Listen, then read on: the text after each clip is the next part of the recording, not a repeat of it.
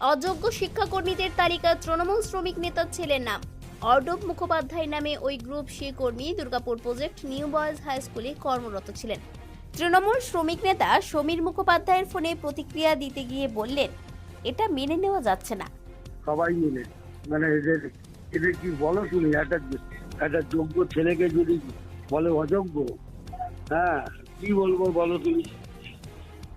একটা B Tech pass করা ছেলে তাকে বলতে যে অযোগ্য, এটা কি বলবো বলো?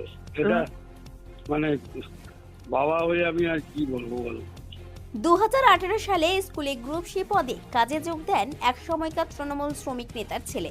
গত বছর এপ্রিল মাস থেকে স্কুলে আসা বন্ধ করে দেন গ্রুপ সি পদের ওই কর্মী।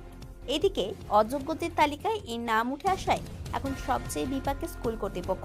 স্কুলের প্রধান শিক্ষিকা জ্যোতি মিশ্রা আচার্যের বক্তব্য, এই পদে এখন কেউ নেই স্কুলে, ফলে অফিসিয়াল ডকুমেন্টস রাখতে গিয়ে হিমশিম খেতে হচ্ছে শিক্ষক শিক্ষিকাদের। আমার 2016 যে ছিল কেউই আসছে না তো দীর্ঘদিন।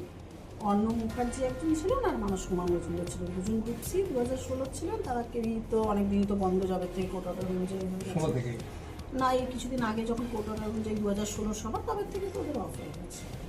আজকে যে নতুন করে লিস্ট বেরিয়েছে, আচ্ছা এই রাজনীতি তো সেটা তো আমাদের স্কুলের কোনো ব্যাপার নেই, এবার ওটা দেখিও নি আমি এখন লিস্ট, কারণ ওটা তো এখন চাকরি তো অফই রয়েছে। যেহেতু অযোগ্য হিসেবে লিস্ট বেরিয়েছে আর নতুন করে ওদের কোনো সুযোগ নেই, সেখানে আপনার স্কুলের কি অবস্থা এখন? মানে স্কুলের আমার দুজন ক্লার্ক নেই, ওটা তো মানে দুজনেই ছিল গ্রুপ, এখন ক্লার্কের প্রসূন। স্কুলগুলোর তো এটি প্রবলেম যে আমাদের যাই হোক গ্রুপ সি আমাদের আসুক, কিন্তু সিটটা ফিল আপ হোক। মানে এই আজকের নির্দেশ বেরোনোর পরে মানে আর নতুন করে সব আসছে না, মানে এটা হচ্ছে এতগুলো অফই আছে, এবার কি হবে এখন জানি না। নিশ্চয়ই পরীক্ষা টরীক্ষা যদি হয়। কত স্টুডেন্ট আছে আমাদের 400 মতো।